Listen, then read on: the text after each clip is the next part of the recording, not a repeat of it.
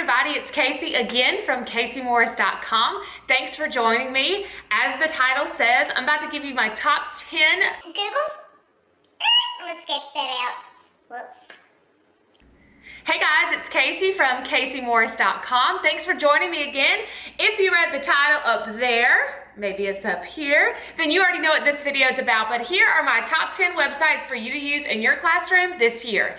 Now I want to go ahead and throw out a disclaimer and let you guys know that some of these websites may or may not need a subscription service, something that your school may already provide or something that you want to purchase for yourself. I know that I have purchased one of the subscriptions, but there are some that are totally free, so make sure to stay tuned and you can check them out.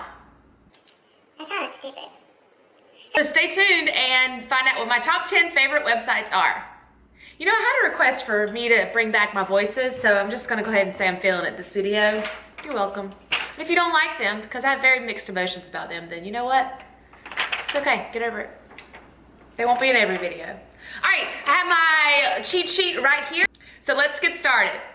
Number one, first and foremost, I use this every single day in the classroom. This can be used, honestly, any grade, grades kindergarten through 12th, even into college. And if you are not utilizing this free resource, then I encourage you to stop what you're doing and make sure that you figure out how to use it. I have a professional development video that I will link down below on how to get started with Google Classroom. You can find this website by going to classroom.google.com. If you have an educator's account, you can go ahead and sign up and get started. I place every bell ringer, every test, every quiz, every vocabulary word, extra studies. I place videos. I place content of me reteaching. Everything I do in my classroom, I put on this website. It is absolutely amazing. I know that most of you probably are already familiar with Google Classroom, so I'm not going to sit here and go on this 45-minute chat about how wonderful it is.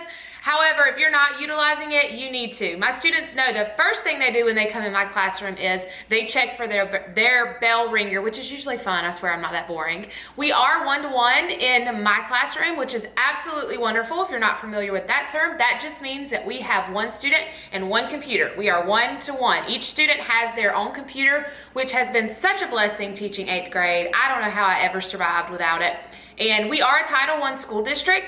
Luckily, we have been blessed with funds from a Striving Reader grant that provided all of these Chromebooks for my 8th graders, and I can't be more happy about it. So if you live in South Georgia and you are around this town where I teach, I want you to know that your child is so blessed to have this opportunity because there are so many children that don't have that opportunity. So the second website I'm going to chat about goes hand in hand with the first, but after that, I promise I'm going to get off my Google kick. When you say Google really fast, it sounds weird. And I gotta quit saying so much. The next one I'm gonna chat about is Google Forms. And Google Forms is just one wonderful way to implement any type of assessment in your classroom. I use it for formative assessment as well as summative assessment. I use it for grouping. There are so many different options that you can use it for. And it's wonderful for test data. Now, our system does have a huge database that they prefer us to take tests on, and I'll be honest with you, my students will take that test on that database because that's what they want us to do. However, they're going to take it in Google Forms first because that's what's easiest for me to A, grade, and B, see the data anywhere remotely that I want to. So I cannot brag enough about Google Forms. Again, you can watch tons of YouTube videos on how to create forms. It is super intuitive. I mean, come on, it's made by Google, guys. So, you know, okay. And I lied because the next website that I'm going to chat about has to do with Google. No, maybe not. Maybe you can just find it by searching on Google. And then there's another one. So I lied. I have more. Sorry. All right, number 3 is Flubaroo. Love that word. Flubaroo. Flubaroo is just a Google extension. If you use Chrome browser, you can add it within the browser if you know how to search Chrome extensions. If not, I'll link them down below. And what it does is it grades for you.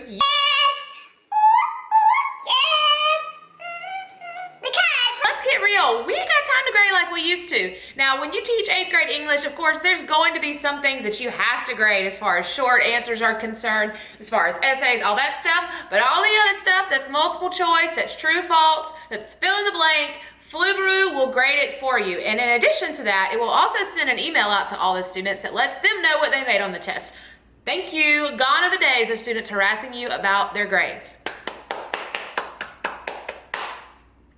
Life-changing, absolutely life-changing. Although it has made my students a little bit spoiled, so they'll turn their test in, and if I forgot to check the auto grade feature, they'll be at my desk like, where's my grade? Where's my grade? I'm like, you took your test 2 seconds ago. Hold on, I just forgot.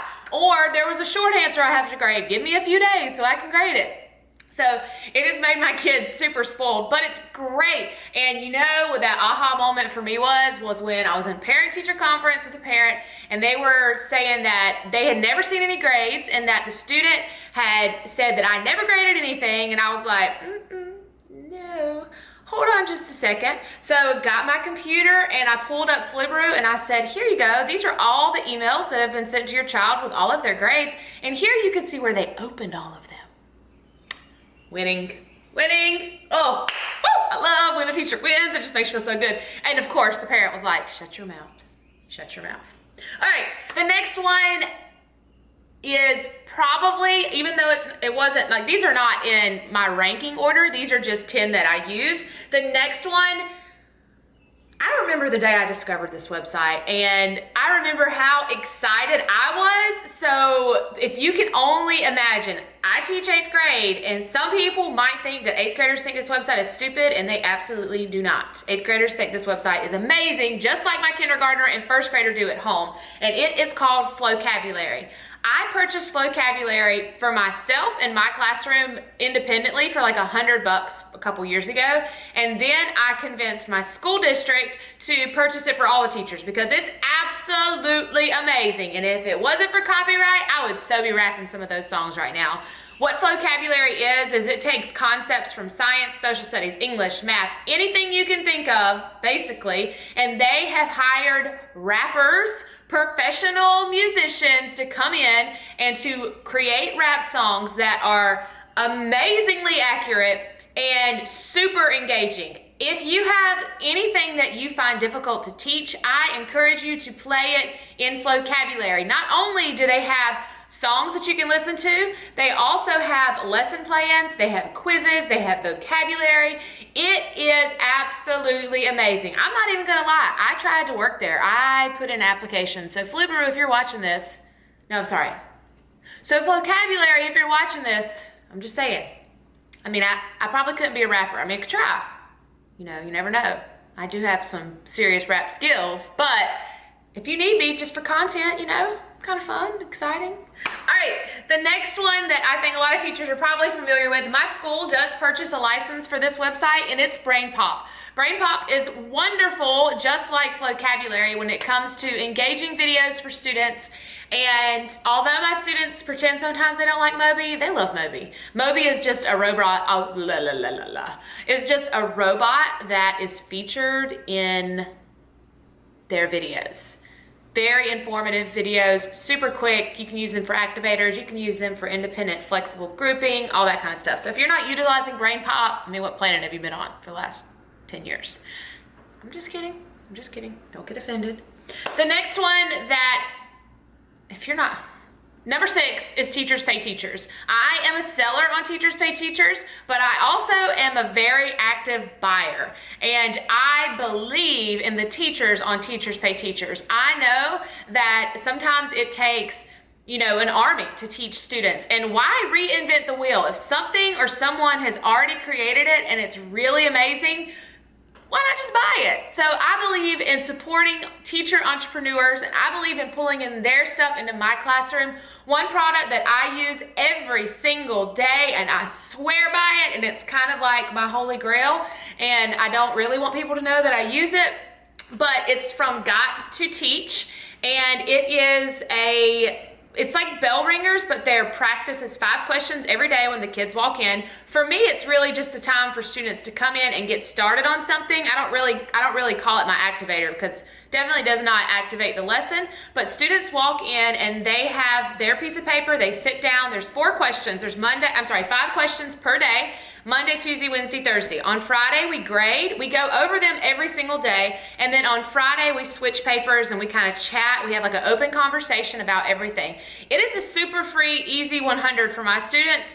if they correct all of their answers. That's the only thing that I ask them to do. I give them the answer, we chat about them, we have an open conversation, but the rigor is so amazing. It is rigorous, it is relevant, and they practice skills that I could not possibly teach them every single day. So grammar skills, writing skills, language skills, punctuation, anything that I couldn't go over literally every single day because there's not enough hours in the day, they have active practice on it. And it is, it's just been game changing. My student scores, I always take pride in my students, and they always do wonderful, but I will tell you that this year their test scores even went up higher, and I know it's because of Got to Teach. So kudos to you, Got to Teach. Sorry if it's creepy, I'm just chatting about how much I love you right now, but thank you for changing the way that I do things in my classroom. It's been very beneficial, and I greatly appreciate it. All right, the next one is number 7, disclaimer, monitor your children. If you have younger students, you may want to have a different process than I do, but this website is called Wattpad. It's W-A-T-T-P-A-D. Of course, I'll link it down below. And Wattpad.com is a website where students can share and read books. Now, these are not ordinary books that you would buy from the library. These are books that are written and produced by students. Some of the teachers in my school have also written and produced books, but man, what a wonderful way to empower students. Congratulations, Wattpad. I cannot tell you the excitement on my students' face when I introduce this to my students. I will say that it's an open forum for students. They can create book covers, they have chapters, they have people can comment, they can see how many people have read their book. There are Wattpad sensations of students that have got in contact with publishing companies, and publishing companies are publishing these students. As an 8th grader, I wish that I could have had this program because I always aspired to be a writer. I was passionate about writing, something I still love to this day, which is why I blog. And it's just a wonderful way to empower your students. So they get on this website and they think that they can create their own book and that one day it could be published. How amazing is that? My students are given the opportunity to use Wattpad in morning and afternoon homeroom as long as I am monitoring it because, like I said, it is an open platform. I'm the type of teacher that I want students to be reading. When my child goes to the library, I'm not even lying about this, guys. My boys went to the library the other day, and my kindergartner is a reluctant reader. My 1st grader and my 7th grader are they read books every single day of their life. They are obsessed with it. But my kindergartner, not so much. He went to the library the other day, and he picked up a book about farting. And I was like, you know what? This is not a battle I'm going to fight right now, because if you want to read, I don't care if it's about farting. Then, much to my dismay, he picked up another book he was interested in, and guess what it was about? Peeing. You know what? He's reading. So that's kind of how I feel about it. Now, we did discuss the importance of not chatting about these things with others, but you know what? He laughed so incredibly hard. He probably read those books more than he's ever read anything in his entire life. So I am an advocate of getting things in the hands of students that they want to read. Wattpad is going to do that. They can search by any topic that they want to. Please just make sure that you monitor it because, as you know, there are just things on open forums that I would be very cautious about, as far as content is concerned. I could go into more detail if you're interested, but I don't think that this is the time nor the place. Got it? Okay. The next on my list is number 8, and that is studyisland.com. Again, my school purchases us a license to use this, and Study Island is semi-old school, but let me tell you folks, Study Island works. As well as Got to Teach materials, I also use Study Island in my classroom from day one. They come in, they take the pre-test, and it is a wonderful way to repeat content to students when they need additional help. I am a firm believer